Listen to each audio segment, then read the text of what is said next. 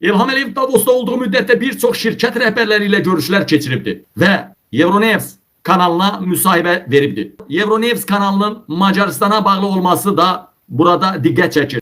Macaristan Avropada avtoritar idarə etməyə malikdir. Macaristan eyni zamanda İlham Əliyevin Avropada önemli ölkə rəhbərləri ilə ara buluculuğunu, arasını düzəldən Viktor Orban'dır. Mən ona Orban yox, orqan deyirəm. Özü Putin orqanıdır. Adı Macaristan rəhbərinin sonudur. Səhv eləməmsə 2 ay qalıbdı onun prezidentliyinin, baş nazirliyinin başa çatmağına. Yəni bax, zaten Rusiyanın adamıdırsa, xalq da qırğındaydısa, demək ki, Avropanın adamı gələcək. Macarlar çox güclü döyüşən xalqdır. Başqaları niyə İlham Əliyevə müsahibə almadı, Euronews aldı?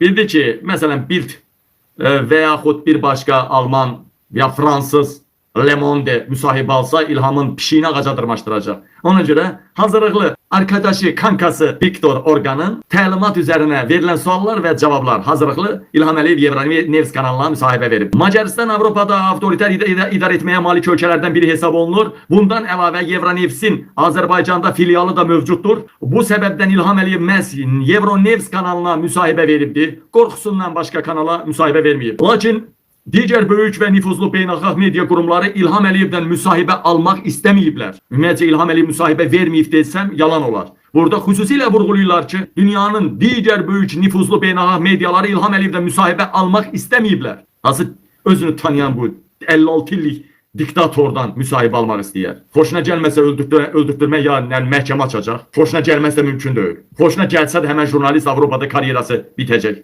Ümumiyyətlə onun avtoritar idarə etmə üsulu səbəbindən bir çox media qurumları onunla müsahibə götürmək və bunu yayımlamaq istəmir. İlham Əliyev ən qatı avtoritar idarə etmə sisteminə malik olan bir diktatordur. Çünki həmin media orqanları İlham Əliyevin qurduğu qəddar rejim, Azərbaycandakı özbaşınalıq, rüşvət, korrupsiya ilə bağlı sərt açıq suallar ünvanlayırlar. Bu cür çətin suallara isə İlham Əliyev cavab verə bilmir. İlham Əliyev üçün bu suallar sərfəli deyil. Məhz buna görə də o, böyük və müstəqil medialardan yayınır, medialar da bundan yayınır.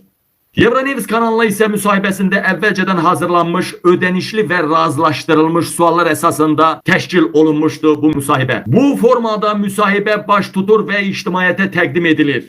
Digər vacib məsələlərdən biri də odur ki, İlham Əliyev hələ də ciddi və nüfuzlu dövlət başçıları ilə rəsmi görüşlər təşkil olunmayıb. İlham Əliyev özünü tanıyan heç bir dövlət başçısından oturub 2 kəlmə diyaloq eləyə bilməyib. Yəni özünü tanıyan ölkələr İlham Əliyevə şeyinin qırağına da qoymurlar. Məsələn, Fransa, İngiltərə, Almaniya rəhbərləri, eləcə də Ukrayna və ya Donald Trump'la görüş baş tutmayıb. Halbuki Trump Avropada olsa da İlham Əliyevlə görüş keçirməyib. Üstəlik Donald Trump Ermənistanın baş naziri Nikol Paşinyanla görüşsə də bu fakt Azərbaycan mediasında açıqlanmır. Demişlər Nikol Paşinyan getməyəcək. Gedib işte Trump'la görüşüb işte. Sadəcə açıqlanmır. Gecəsə nə oldu ya? Minlərlə erməni hərbiçisi gəlibdi. Trump yola açılıbdı. İlhamı heç oraya yaxın qoymadılar. İlhamı adam yerinə qoymadılar. Trump Paşinyanla görüşməsin. Kimlə görüşsün? Üstəlik də İlhamı qısqırdaraq məhbuslarının da yarısını buraxdırıbdı. Üstəlik Ermənistanda qiymətlər aşağı düşür. Trump baxır Paşinyanın reytingi seçimdə gəlir yüksəkdir və salam. Trump özünü tanıyan adamla görüşür. İlham Əliyev yolmaq üçün görüşmüşdü. Bəli. Ola bilər İlham Əliyev 30 milyon pul verib. Ola bilər Trump'dan bir şəkil çəkdirmək üçün. Ola bilər. Halbuki Paşinyan Trump'la danışıq aparıb və Trump'ın Qafqazdakı şurasına üz seçilibdir. İlham Əliyev isə hələ bu şuraya seçilməyib və onun Trump'la görüşü də baş tutmayıb. Hələ bir görüş reallaşmayıb. Sigaretindən gedir. Söhbət bu sigaretdən gedir. Hamı bilir ki bu sigaret Azərbaycanda 3 manat 40 qəpikdir. 3 manat 40 qəpik olan bu Rotmaz sigareti Suriyaya 26 qəpikdən satılır.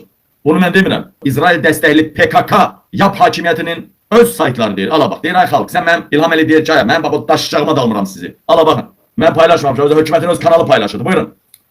Azərbaycan Suriyaya paçkası 26 qəpikdən 28,7 milyon paçka sigareti satıbdı. Bakın Azərbaycan Suriyaya. Rotmaz. Bu sigarettir. Bu sigaret ise Azərbaycanda 3 manat 40 qəpikdir. Bakın ay millet. Azərbaycan xalqına 3 manat 40 qəpiyə satdığı sigareti İlham Əliyev tonlarla 28,7 milyon paçka təkcə 2025'in ikinci yarısında Suriyaya 14 dəfə ucuz qiymətə, 13-14 dəfə ucuz qiymətə 26 qəpiyə satıbdır. Bax, İlham Əliyevin Azərbaycanda istehsal elədiyi bu sigareti 26 qəpiyə. Niye Suriyaya? Orada Kürtlər var. soyundan olanlar var, kanından olanlar var, ermeniler var. Bak, hala. Gördünüz mü değerli? İndi ben deyim bana, bu İlham Əliyev xalqını sevendi mi, yoksa İlham Əliyev vətənə xəyanət eləyən en büyük yaramazdı mı?